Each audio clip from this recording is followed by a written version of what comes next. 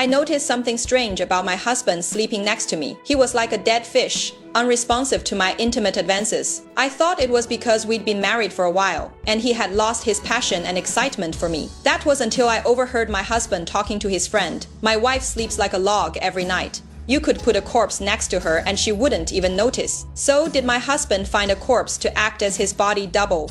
Zero. I jolted awake from my sleep, faintly hearing slight noises coming from the living room.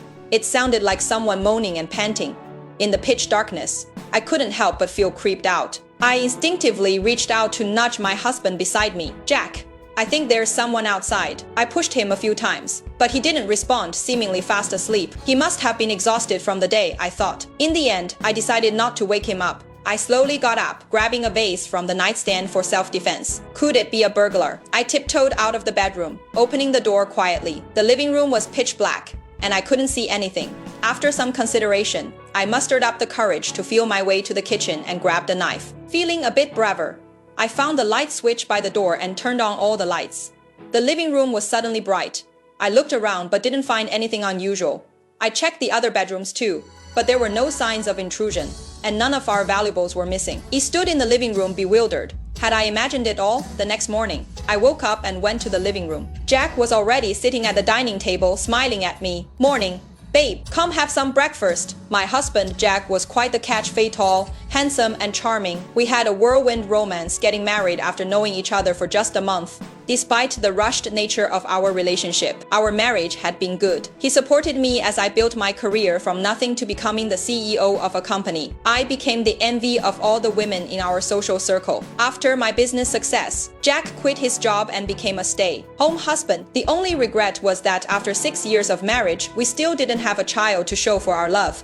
We thought there might be something wrong with our bodies, but medical checkups showed we were both healthy. Maybe it just wasn't meant to be yet. I sat down after washing up and took a bite of the warm sandwich. Remembering last night's incident, I couldn't help but ask him about it. Jack rolled his eyes and said irritably, "Babe, were you dreaming?" I wanted to say more, but he had already stood up and said, "All right, honey, you need to get to work. Hurry up and eat.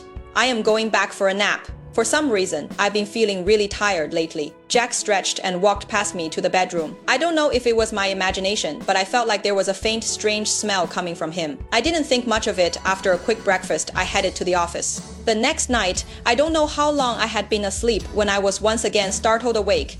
The panting outside was even louder this time. I got up to check, but again, nothing was missing. My scalp tingled with fear. If it wasn't a burglar, could our house be haunted? I am a skeptic. But at that moment, the only explanation I could think of, besides a ghost, was, well, I couldn't think of anything else. But for the next 2 weeks, everything seemed to return to normal. The eerie sounds never came back. I thought the incident was over, but little did I know, it was just the beginning. One night, I had a vivid dream. In it, Jack and I were passionately making love, but just as things were getting intense, I suddenly woke up. The lingering desire from the dream left my body feeling like it was on fire. I couldn't help but snuggle closer to Jack's body, softly calling out to him, "Honey, are you asleep?" Just like before, I called out several times, but Jack didn't respond. It felt like lying next to a corpse, but I was already consumed by an endless desire, and I wasn't about to let him off the hook. I went from softly calling his name to shaking him vigorously. He mumbled sleepily, "Go to sleep." Of course, I wasn't having it. I pressed myself against him again, whispering in his ear, "Babe, it has been so long since we've been intimate. How about we go wild tonight?" As I spoke, my hands started to wander. He didn't refuse me, so I became bolder in my actions. However, I vaguely felt that the skin I was touching was cold, unlike Jack's usual warm, soft skin. Moreover, the scent on his body seemed different from before, which gave me a strange sense of novelty. But just as my hand was about to reach its peak, he suddenly grabbed my wrist. "Number, not now. I need to take a shower first." Before I could react, he had already scrambled out of bed, wrapped himself in the blanket, and stumbled out of the room in the dark. His series of actions left me bewildered. But since he said he wanted to shower, I could only wait silently, hoping he would be quick. However, after waiting in the room for a long time, I was starting to doze off, so I got up intending to go and hurry him along. Suddenly, I heard voices talking in the living room. To my surprise, besides Jack, there was another man in the living room. It was Jack's friend, Brian. I had met him a few times before. Brian was just as attractive as Jack, if not more so. Today, he was wearing only a thin t-shirt on his upper body. which perfectly outlined his impressive physique. He was the type of handsome guy that made people fantasize after just one glance. For some reason, Brian's face looked troubled, as if he was hiding fear. "When did you get here?" I asked. Jack immediately put his arm around Brian's shoulders and said to me, "He just arrived, honey. There has been some noise in Brian's neighborhood lately, keeping him up at night. He came over to stay with us for the night." I nodded upon hearing this. I was about to turn and go back to the bedroom when I suddenly noticed something odd. "Hey, Jack, weren't you taking a shower? Why are you still wearing pants?" Jack had said he was going to shower, but now he was wearing dress pants instead of pajamas or a bathrobe. He even had dress shoes on his feet, Jack replied irritably when he heard my question. "Well, Brian called me just now and asked me to go pick him up. I couldn't exactly go down in just a towel, could I?" I didn't think much of it and turned to go back to the bedroom. The heated feeling from earlier had dissipated, and it was getting late.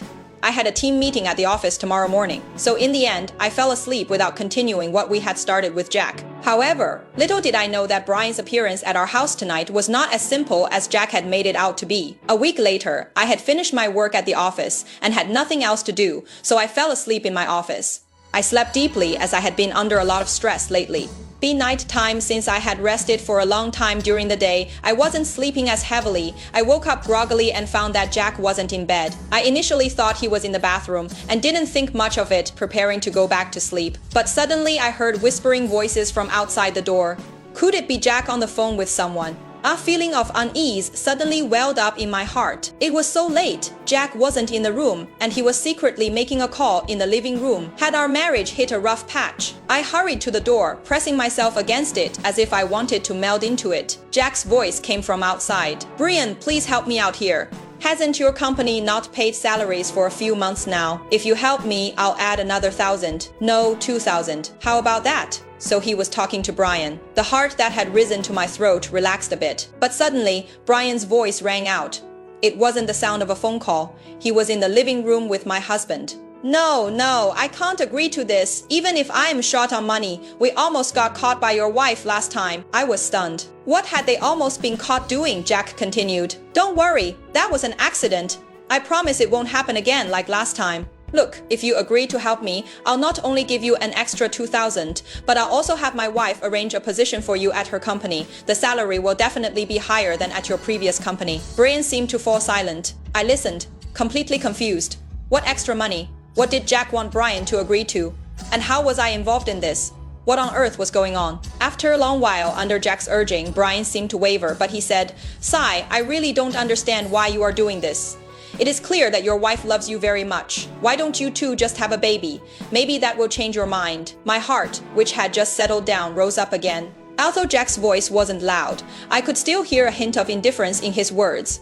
"I don't want to have children. I still want to play around for a few more years. I can't live without those young, fresh bodies out there." Hearing this, I almost collapsed to the ground. So the so-called stay-at-home husband was actually going out to party and fool around behind my back every day. What he said about not being able to live without it was just an excuse. Disbelief, pain, and anger instantly rushed to my head. I wanted to burst out and slap him hard, demanding to know why he would do this. But just then, he spoke again, pleading with Brian. "Come on, Brian. My wife has been under a lot of stress lately.